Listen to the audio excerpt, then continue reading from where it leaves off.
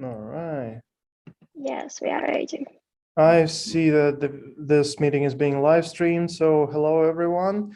My name is Alexander Fomenko, and I'm greeting the participants of Copter Hack 2022 International Engineering Contest in Aerial Robotics. And I'm so excited to see everyone here.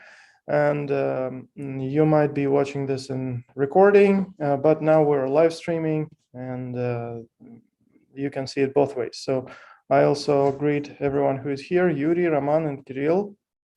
Today's meeting was going to be happening in English.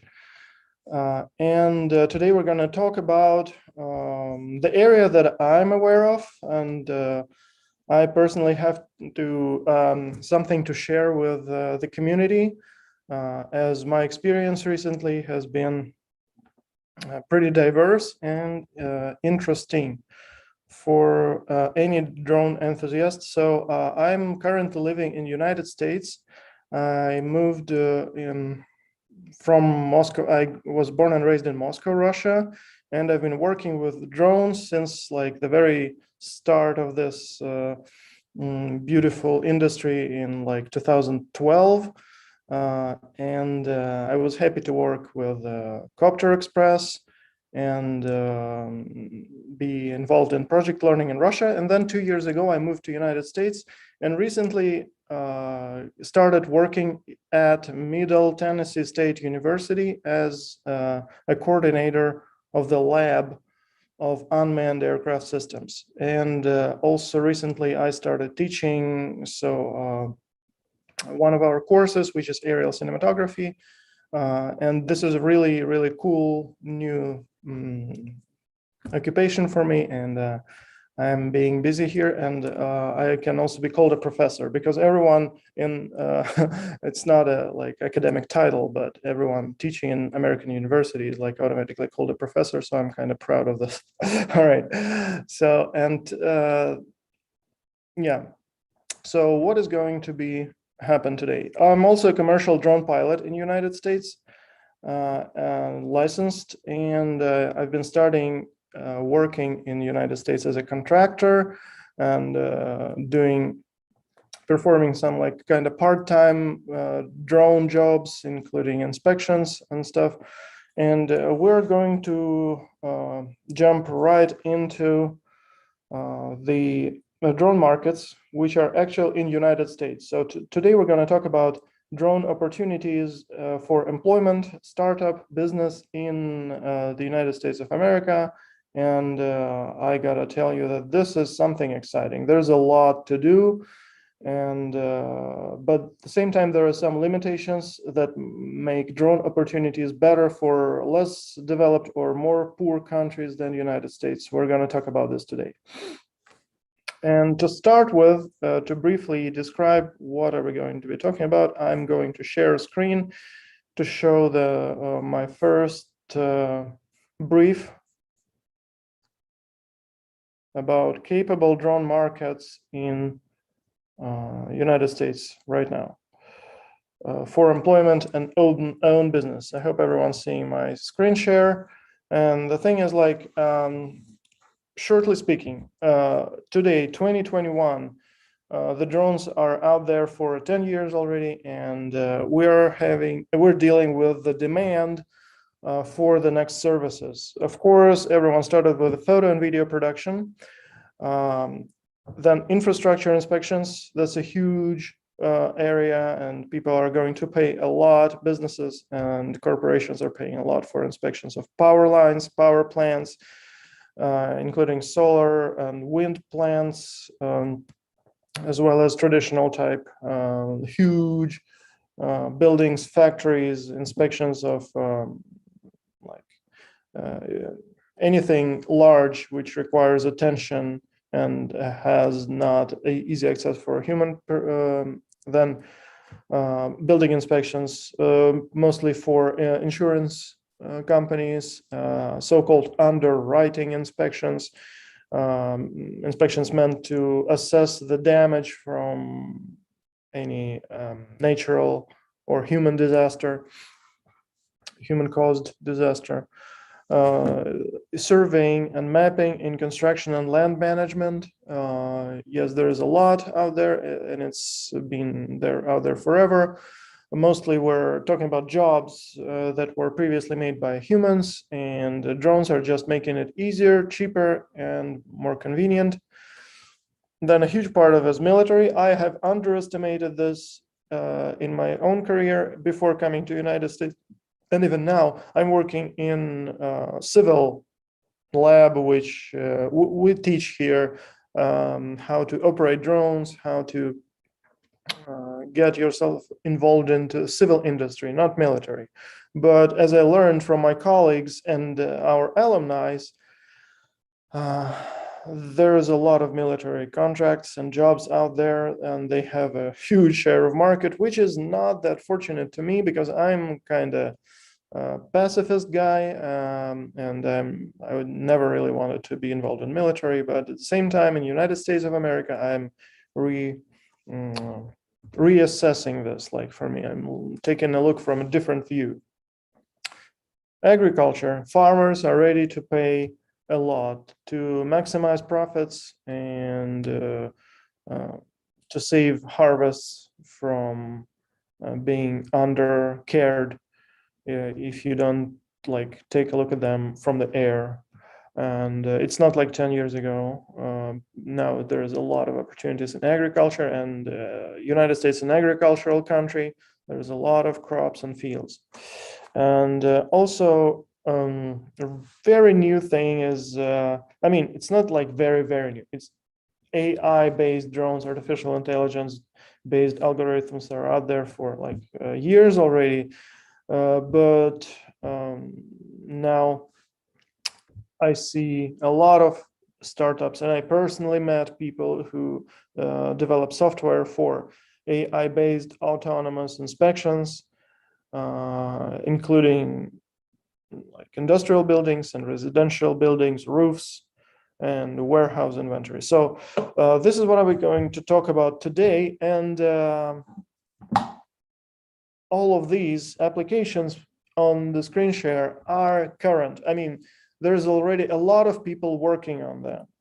And for you as innovators, as people who want to make the real change, the real difference, you got to study what's going on right now. But for the future, you might not want to repeat and follow the steps of people who are already doing this, but to move forward and think out of the box to create something new for future years. It's important to know what's going on right now in one of the leading drone markets. I'm not saying that United States is the leader, because Asian countries are doing a great success in here, and they have less limitations in terms of like a law and also economical profits in Asian countries might work better, because the same job performed by a worker in the United States, you got to pay him like 4 or 5 times more than the same worker from China, India, and other countries. So yep. So I'm going to stop screen sharing this and make a brief tell a brief story about myself, how I've been starting this. So I have worked in drone industry in Russia, and then I moved to United States. There was a whole of adventure, which I've been sailing. I have my own sailboat in the United States, and I've been here as a tourist. And for a year in 2019, I've been having like adventures that are standing outside of today's concern of our webinar. And through all these times when I've been traveling, and I met my love, and I married Michelle, who some of you might know or not if you're following my social media. And eventually I ended up staying in the United States like forever. But through all this immigration process that has been lasting for like 2 years, I've been missing drones, and I've been eager to get back to industry and claim my professional life back. But I couldn't do that for a long time because I didn't have a job, work authorization. All right, so I didn't have a right to work, but last autumn, like last fall 2020, I finally received my work authorization to be employed in the United States, but I still could not afford looking for full-time job because of immigration complications. I still needed to get a permanent residence. So employment authorization in the United States is enough to get a kind of a job that you are not really committed to. Because any employer will look at your type of your work authorization and say, all right, well, you have work authorization, but we want you to work with us for like years. And what if your green card or permanent residence will not be approved? And then we'll have to say goodbye. So I started with my work authorization like a year ago, looking for part-time jobs and looking for contracting jobs. Another reason for that is that I could not afford to move a lot around the United States. I have been tied to my district immigration office, so that was a lot of hassle. So we're talking about types of jobs in terms of employment. Okay, so what is contracting? Contracting and employment. There's two different ways of getting hired in the United States. Contracting is less committed. It's like when you just sign a contract as a person or company with with your customer, and you're just making jobs. You don't have to present a job from 9 to 5, and also you don't have medical insurances or other benefits. You're just doing your job, and it's limited by the term of contract. Also, on the other hand, employment is a commitment when you're getting into stuff of the company and you're committing to it and you're getting your salary or something. So it's kind of full-time job. So contracting might be any kind of it might be part-time, it might be full-time, but it still keeps contracting. So most of the jobs that I was finding at the very first stage of my job search in the United States was part-time and contracting. It's like 70% jobs that you can find there, Indeed.com or Dice.com, any job sites like Headhunter in Russia and has analogs in the United States, which is Indeed or Dice. And 70% of drone jobs are part-time and contract. This is real estate photographer, and I'm going to share the screen here.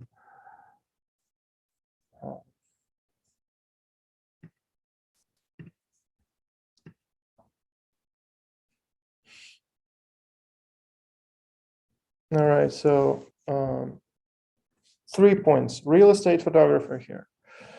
Then surveyor and mapper with your own drone, and they want you to be experienced, they want you to have equipment, and they prefer real-time kinematics, which is like 4 times more expensive than traditional just camera drone, and videographer. And there's a lot of businesses out there trying to hire the local based drone pilots with their own drones. And so if you have your own drone and you're just living around and you have free time, you can absolutely sign up for a lot of drone services. It's like Uber or Lyft in the drone world. So there are a lot of businesses out there like drone-based company, like drone-based like this. And they just and like this. I mean, there's a lot of them. A lot of people are trying to do business by connecting customer and the contractor.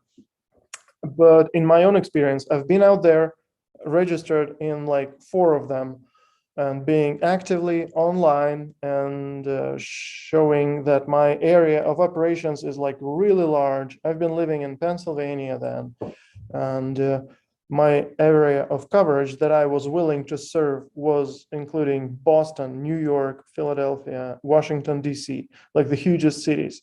And guess what? Through the whole half a year, I got like maybe 2 requests to perform inspections of buildings. And that was like beyond frustrating.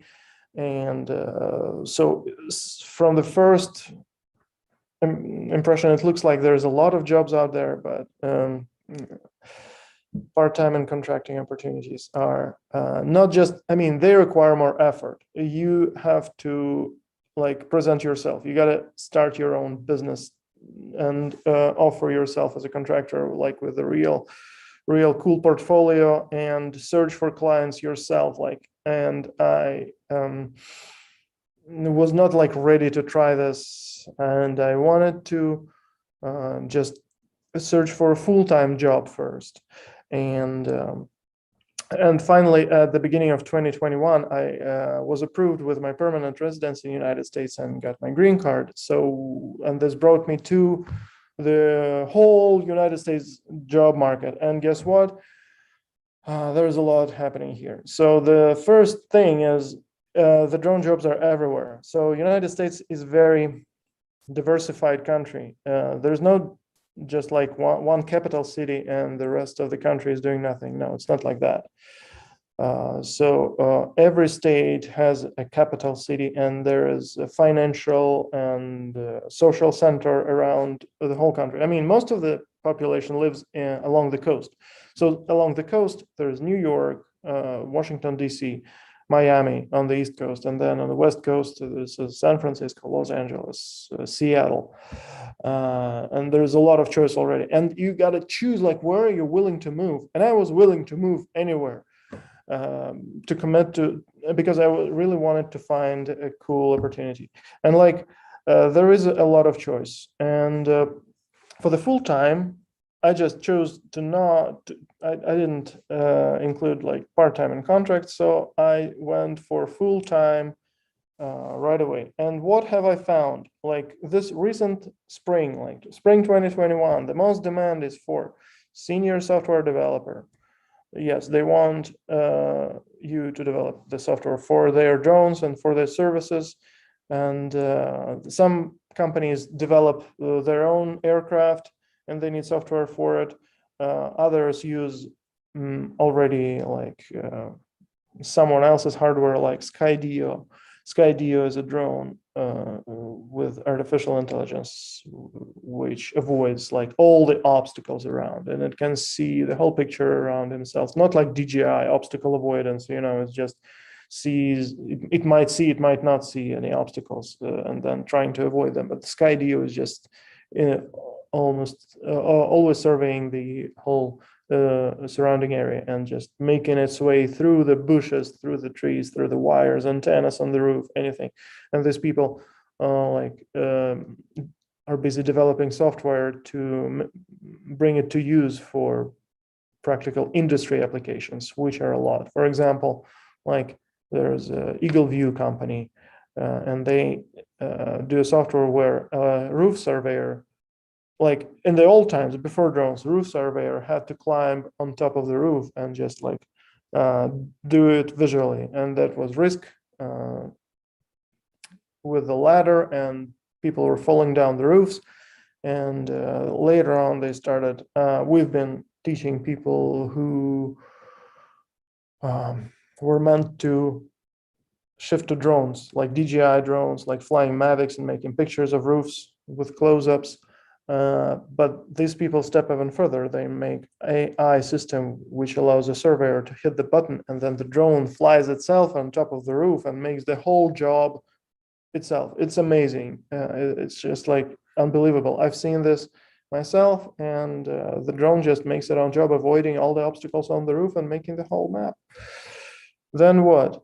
Also, full-time opportunities, job openings were from like weird companies demanding security or surveillance drone operations, and they all need you to be experienced. And a lot of pilot jobs like require verifiable flight logs. I mean, I don't know what verifiable means, but I guess it's just, I mean, the more verifiable your log is, the better chance for you to get hired. But as I always say, when you're trying to get a job in this market, you always the employer looks at the full picture of yourself. Like, it's not just your experience or flight logs, it's also your personality, your commitment, your ability, your experience. And yeah, you can contribute if you're lacking experience in like flying and your hours are not recorded properly, but you can contribute with other qualities and then still get hired. But I'll tell later where I mean, I already told where I eventually got hired. I got hired in an educational institution, but let's talk about it a little later. So yes, as I mentioned above, there's a lot of companies developing their own aircraft, and they need all kinds of specialists, hardware and software. All right, Amazon. I've applied to every job at Amazon that I could like even think of. They have a prime air division, which is busy with autonomous drone package delivery. And they, a year ago, August 2020, they received a waiver from FAA, Federal Aviation Administration. Waiver is allowing them to legally launch autonomous drones beyond visual line of sight with purpose of delivering small packages. This is a special waiver, and it's called Part 135 waiver. And after that, they started huge hiring company trying to vacuum all the specialists from all over the world. And it was very hard because of COVID to import people into United States to work with work visas, because the work visas were banned by Trump. And also there was not a lot of traveling opportunities at that time. So there was a lot of job openings, and I applied for flight operator, tester, like instructor. And it's to apply for a job on Amazon if you have a work permit in the United States. It's like way easier than I thought. You don't even have to write a letter. How do you call it? A cover letter. Okay, they don't need it. You just submit a resume and submit a form, and then you're like Amazon applicant. Okay, but all right, I was not called. So, but I mean, they need people with 5 to 7 to 10 year experience and extensive experience in software development, team leading. And I've heard a lot of rumors, and I read a lot of articles about the troubles of Amazon. Okay, we'll talk about drone delivery later, but Amazon is, they say that the management is mostly from manned aviation, which is good on one hand, but at the same time they're more of like traditional type managers, not very innovative, and that's hard. I mean, this is exciting startup. It happens all the time. So I would absolutely excuse any management failure if I had a chance to work in like an innovative company as Amazon. All right, instructor or trainer into educational institution. Yes, so I've been applying to all of these too, and educational institutions include aeronautical universities, air colleges, and just drone schools are less like, but there's been a Iowa University, Idaho University, and finally Middle Tennessee State University, where I ended up working. I was called for an interview here, and that was my first interview, and I got hired after my first job interview to coordinate the lab. And this job was one of the most desired for me, because I wanted to work right here, because this is what I've been doing before. And that was like a perfect start for me to get into the community, into the drone world, gain industry technical language vocabulary and get more people around me who are involved in drone industry. So I've been teaching drones in Russia, so now I'm kind of teaching drones too.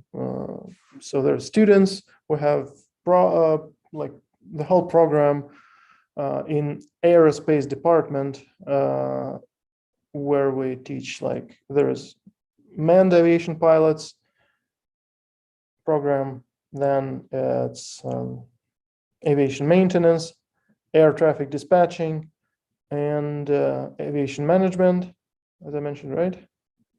Yes. And unmanned aerial systems. And this program is being run by me and just another person who is my supervisor, but looks like he's going to retire and he wants me to take over the program soon. So I will be like running the UAS program in universities soon, I believe. Yeah, so this is pretty cool. So we're teaching people to be drone operators, not engineers, but operators, to be able to like do all this stuff. And I'm looking forward to implementing a new software development program into our courses. I'm looking, this is my future plan. All right, research associate in educational institutions. Sometimes something like that pops up. Like I've applied for a job on Mississippi State University, where they are looking for a research associate to get busy with the project of like studying the behavior of wildlife, birds, in the airport surrounding area, in order to study their behavior and prevent gather data, process data, and prevent collisions of aircrafts with birds, okay, using drones. That was something really cool.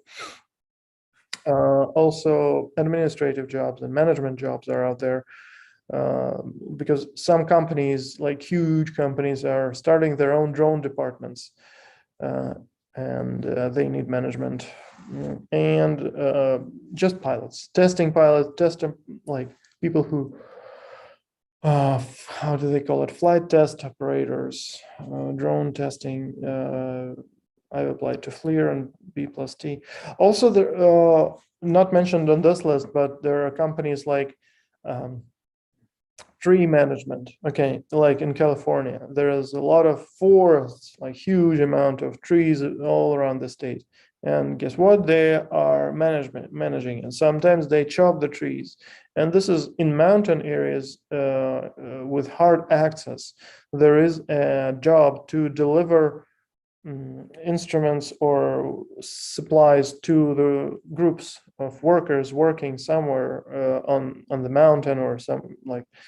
This is just exciting, yeah. And I was looking into working there too. So this is what is about job overview, and I've been applying everywhere. For like a month, I applied for 40 jobs from this list, and found it like very exciting. And I got like 2 requests for resume for an interview, and I got hired very soon to the university. So after the Zoom interview, they invited me to come to the campus, and they paid for my airplane ticket and hotel, and then they made a second part of resume, and then they called me to like and said, you are offered a job, and they gave me a salary, which is like kind of enough to live on, to rent a house and maintain like living, but not more than that. So, so I'm looking forward for further opportunities, and this is why I'm here. I'm excited about everything happening out there in the drone world, and I'm here to. I mean, I was honored with an offer to become a jury member at Copter Hack. So we'll see what you guys are going to do here. All right, so very soon, shortly after starting working here, I met some colleagues, associate teachers, and I've started like networking, talking to people about what's going on. And I was connected to one of our alumni. His name is Victor, and he graduated from our program, and he had a chance to work in Google Wing delivery company, who is busy with. Let me open this for you. We'll talk a little about what I've learned from talking to a person who just graduated from the program that I'm teaching now, and he's used to work in a lot of startups.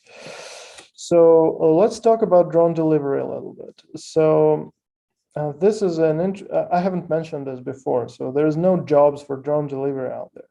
So a lot of people, a lot of companies are dreaming about it, building concepts, and I think a lot of you guys are into autonomous drones and maybe thinking about building your own delivery startup. So the only there's not only, okay, there's a little number of companies who are successfully do deliveries right now.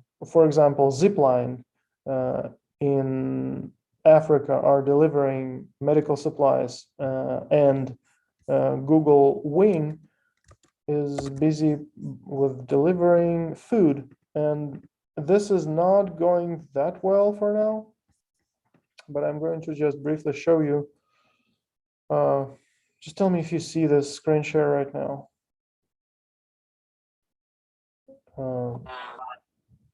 Yep. Do Wing delivery is easy to use. Can you see this? Yeah. Good. So this is run by Google, and this is how it works. Like easygoing application for delivery. So then there's a tethered carton package attached to the drone, and then drone within minutes flies. Like, I mean, they what I learned from talking to a person who worked there. So they have a nest, so-called nest of drones, which is like their charging station and base where they are. So the drone flies to the restaurant or cafe where the food is delivered from, then gets the package tethered to him, then flies to the person, and like it's very quick. And this is how it looks.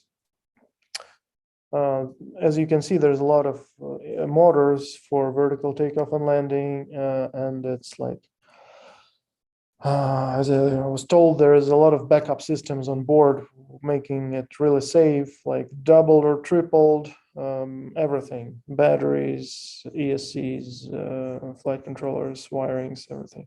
So yes, that's what they do. And their area of operations includes not a lot for now. So they started in October 2019, and they did not really expand a lot. But at the same time, in 2020, they were doing like up to 90 deliveries a day.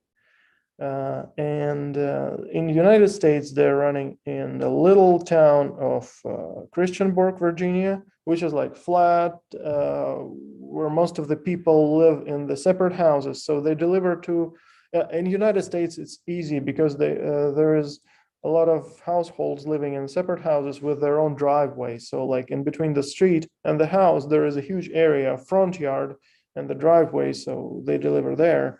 And this is how it goes. Also, they build the nests in Helsinki, Finland, and 2 cities in Australia.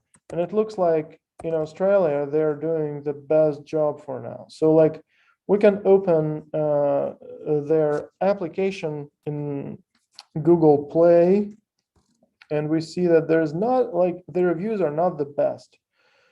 But sometimes it goes good for the customer, sometimes not.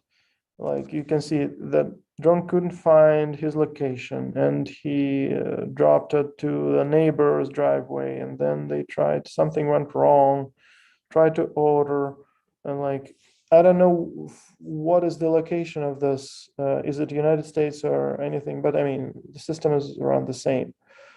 The concept is great, but app is needed to writing. I mean, so they are still working on it. And let's open United States App Store. review. So this is the application. I mean, there's not a lot of ratings, you see, there's just 17, but they're all good. So it looks like Australian, this is wing drone delivery in Australia. And here's been some work. Look at that, like 500 ratings. This is probably where they made it, this 90 deliveries per day. And people like it. You see this natural, very, how do you call it? Just natural distribution of stars reviews. And people are saying that there's fantastic way to deliver. My kids like it. This is where it's at least somewhere we can see that it works. Okay. So if there was no Australian division of this, I would think that this is the project that will not survive. But we can see the proof that it works. Like also there's Finland. Finland drone delivery is not that good. Okay, there's not a lot of ratings, and some of them are negative. All right. So that's what I was told. And so the thing is, now insider information. Okay, so challenges in economy scale. Building that site, the nest, and paying the people is a very big investment. Like millions of dollars you got to invest to make one drone delivery facility in the little town, which is like 5 to 7 miles. That's what's happening right now. I've read, and it was some kind of, wait a second, there was a MIT, Massachusetts Institute of Technology review that I've learned like this spring. And based on their forecasts, I've thought that like lithium metal batteries are in the future, and they might provide a better service and better battery life compared to lithium polymer. But for now, they're using lithium polymer. Okay, so maybe this will work better. And the drone delivery is challenging because of this economic thing. Like, I mean, they're trying to compete with Uber and DoorDash services where the food is being delivered, and pay your employees who deal with these drones and make these things fly from $18 to $30 an hour, because it is United States and this is the labor market. You cannot pay less to a specialist, and so many drone deliveries are needed to make it in this market.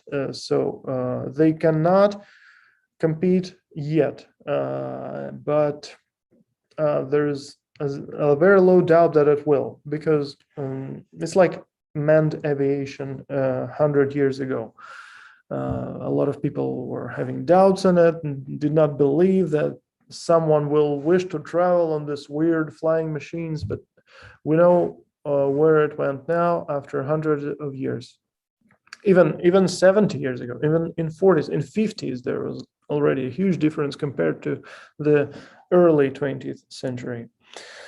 So food delivery has the biggest demand, and this is why they started this wing project. So then, but it's not profitable yet. What is profitable is zipline. I might just like really quick make a Google search. I was not ready for the link, but this is, yes. Zipline is another company which makes drone deliveries. What they do is, you see Ghana, okay. They're doing Rwanda, Africa. First, in Africa, you don't have to pay people a lot of money. Second, they're delivering medical supplies, which is critical, essential, and there is a demand for that, and there is no roads. Okay, so in the United States, drone delivery faces huge challenges because there's a lot of other delivery opportunities, but in Africa, there's not. And so this is how they make it profitable. They deliver thousands of shipments of life. So yeah, this blood. Okay. Also, Africa does not have blood laws restricting hazardous materials on board. But in the United States, you cannot just go and deliver blood by the aircraft because it's considered hazardous material. It can be pathogen.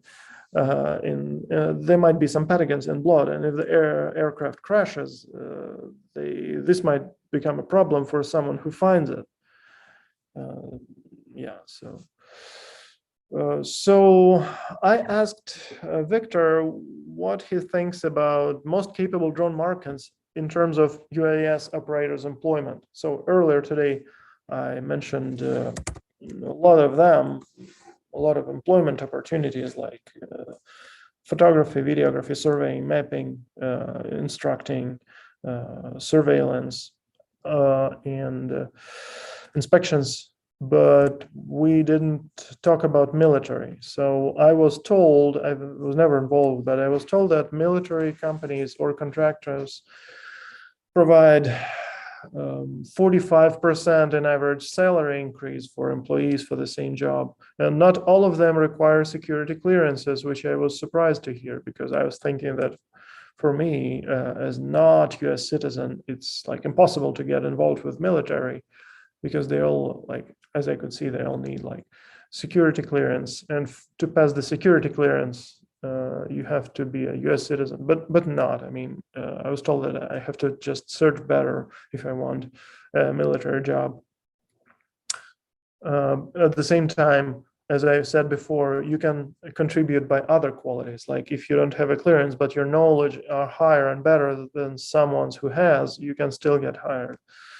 And to get a military job, you are highly likely probably wish to have a manned aviation experience and being in the military sometimes, but you have to communicate with air traffic controllers and use the airspace a lot. So yes, manned aviation experience is a huge advantage for this. So about Amazon. Amazon and Google both have Part 135 exemptions. So they are allowed by Federal Aviation Administration to deliver packages. But as I mentioned before, there's a lot of challenges. And for Amazon, there is also a limitation by law. I mean, I couldn't find a confirmation of what I'm about to say online, but they say that the Amazon drones have to keep 100 yards from the person, which makes it challenging, which is very weird. But I mean, they're working on it. Amazon is one of the greatest, like hugest corporations in the world, but we still haven't seen any success in drone delivery except for like demonstration flights. And a lot of Amazon management are from big aviation, so they don't have an experience in that. So this makes it all like exciting and challenging.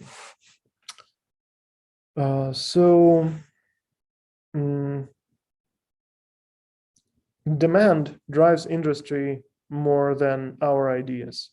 Like the more demand, the more people want to invest it. And we are going to look into ideas for a startup now, which I have kind of compiled from my experience, my knowledge, and the information from people I talked to. So the third slide for today, I'm going to screen share with you is, I need to start up a screen share again. Come on.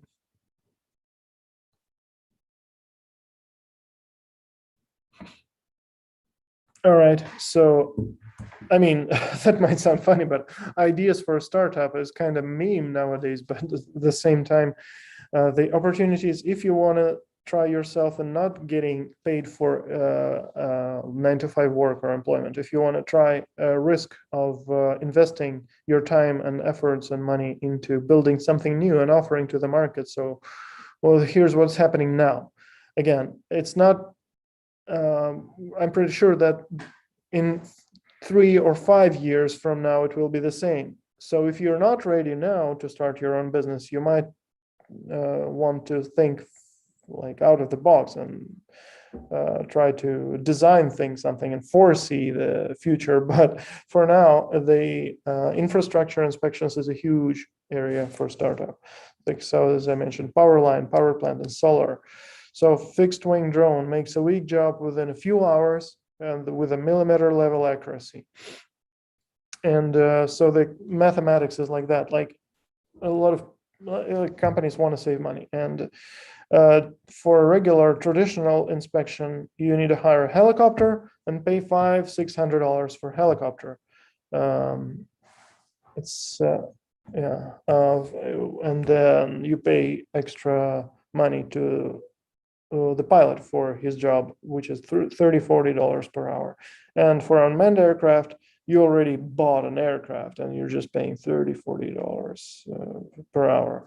That's how it works. So yeah, there's a lot of companies out there already offering this and using AI.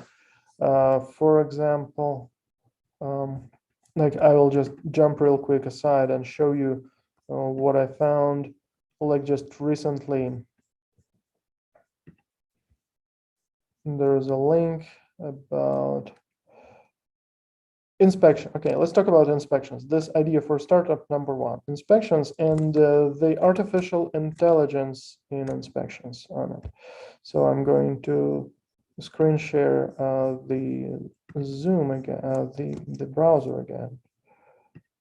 Like, here's what's going on. This might be interesting. Okay, this looks like something that we are doing on Copter Hack. This looks like the job that Clover Drone would perform with the all this, our Aruco markers and QR codes, autonomous warehouse inventory.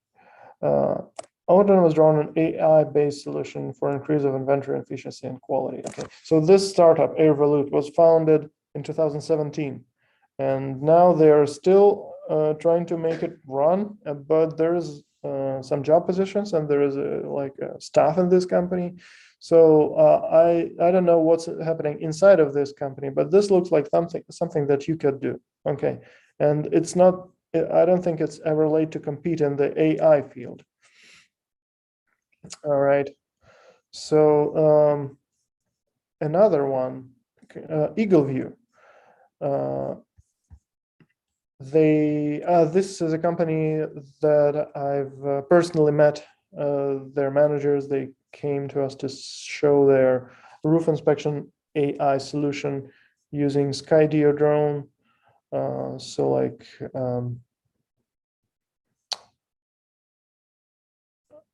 the property data like that. So there's a lot of properties. They need inspections and all this photographs. But for now, we had a real customer, like Tennessee Farm Bureau, which is responsible for performing this inspection jobs all over the state of Tennessee. And when these guys came with their Skydio drones to show us their product, they were trying to sell their software. And that was amazing to see the drone just flying above the roof itself, and just person is not involved, pilot is not required. But the economic side was not the best. Okay, so we were standing by and teaching the real people flying DJI drones to make the photographic job manually. So we have DJI drone with a person who is operating it on one side, and on the other side, we have fully automated Skydio drone with AI software, which makes basically the same job. And so Tennessee Farm Bureau specialists told me that to buy a DJI drone and teach a person who've never been using it how to use it, including everything, including cost of education and travels and hotel rooms and stuff. This cost them like $5,000. And to buy the Eagle View product with the AI, they had to invest $8,000 per one drone. and it's not one-time investment. It's a subscription, so you have to pay $8,000 per year to have this thing running. And this is the economic side. So they choose to pay 5,000 once rather than pay 8,000 every year. That's how it looks right now. And I understand the Eagle View is making a great job. They have a team of software developers, but they're in the United States and they're all getting a high-paid jobs. So yeah, and the Skydio is this thing. I mean, if you don't know that,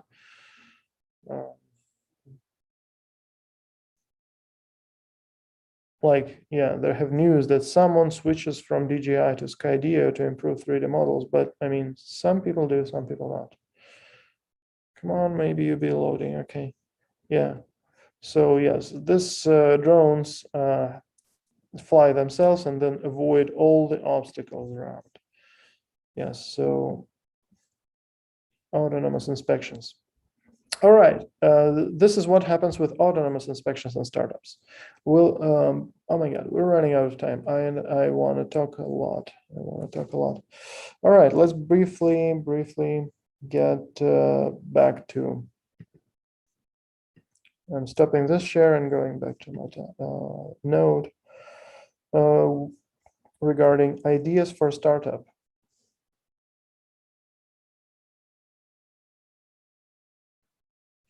All right. What in the world of delivery? So we see the perspective that light, medium sized aircraft, which is less than 55 pounds, which is less than 30 kilograms, delivering emergency supplies. It requires the work of 1 to 2 people, and it's meant to fly with medical supplies, and or other cargo that is valued the most by the moment. They're just flying 100, 200 miles to frontline and military or to a designated spot in civil application, and then come back. And in United States, it's not possible because they need Part 135. And a lot of companies already have these waivers, but I mean, you still have to get this waiver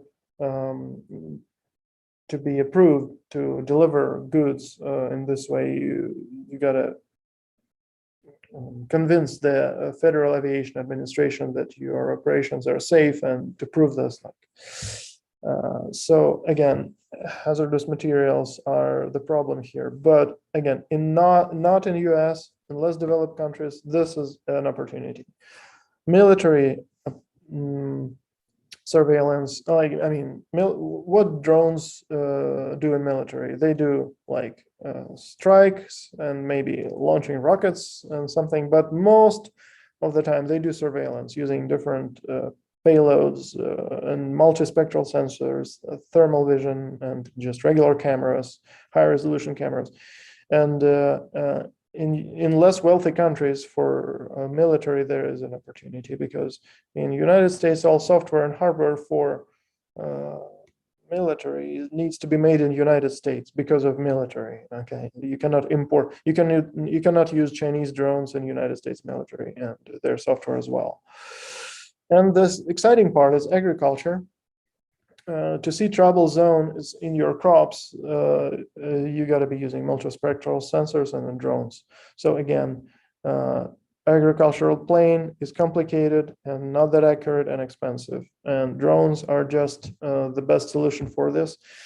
The farmers are willing to invest in drones to maximize crop growth and profits, and they need to see whether the crops need more nutrition, fertilizer, or water. And it's not about just food. Agriculture is moving into like energy market, and sugarcane, corn, soy are renewable energy sources. And in Brazil, they make biofuel from soy, and they use drones for now. Like, so this is something to take a look at if you're ready to start up right now.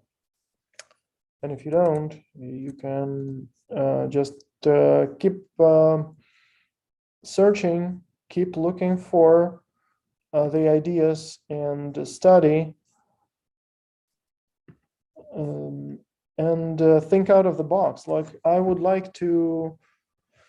I could talk a lot more about this. Like Walmart is trying to launch the drone delivery in Arkansas. There's a drone app company trying to do this.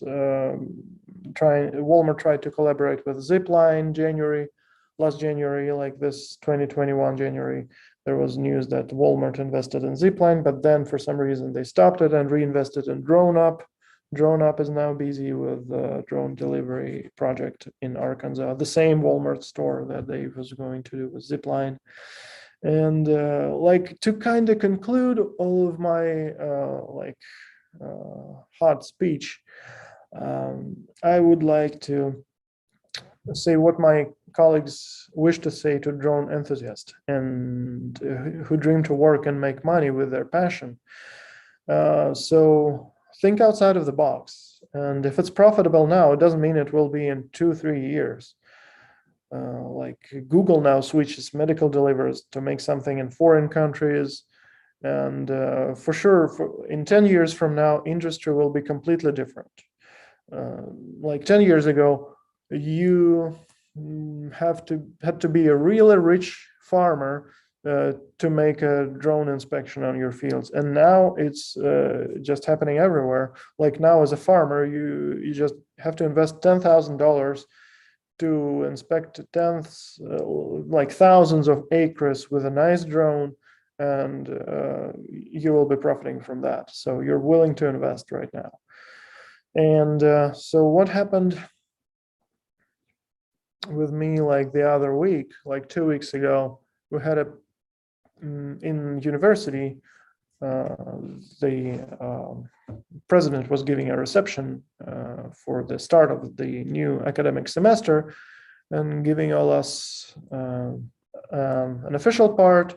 There was been some awards for faculty and stuff, and also there was a lunch provided for everyone, like after the official part. And I found myself sitting at one table with the United States Army Lieutenant General, like retired general, who has served through 40 years and took part in military actions in Afghanistan, Iraq, and he's been like commanding huge like numbers of troops, and these guys were killing people. And he was talking like as an old man, but he's a general, and he works in university as a veterans advisor, senior advisor on affairs of veterans or something. But I remember him speaking in the way, like very silently and calmly, but he is choosing the very correct words for everything. And when I listen to him talking about something, I have an impression like he's nailing the nails with the hammer, even though his voice is like low. And he said about unmanned aircrafts that, in his own opinion, in rather shorter than later, there should be no pilots out there at all. No one should be piloting. There's no business for a human up there in the air. So everything should be unmanned. And probably in military, that's what he meant. But I mean, as for me, the economic of civil aviation market economics is just going the same way. Like there should be no people risking their lives flying manned aviation.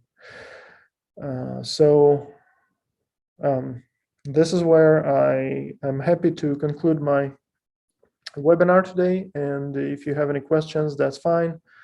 And I would wish everyone luck in Copter Hack contest, and I hope to see your projects. I can't wait to see what is going to happen with your ideas and your applications, and I might see you through sometime through the process, and at least at the very end as a member of jury. Okay, so any questions, guys? If you don't have, it's fine. If you do, I'm happy to talk to you. right now.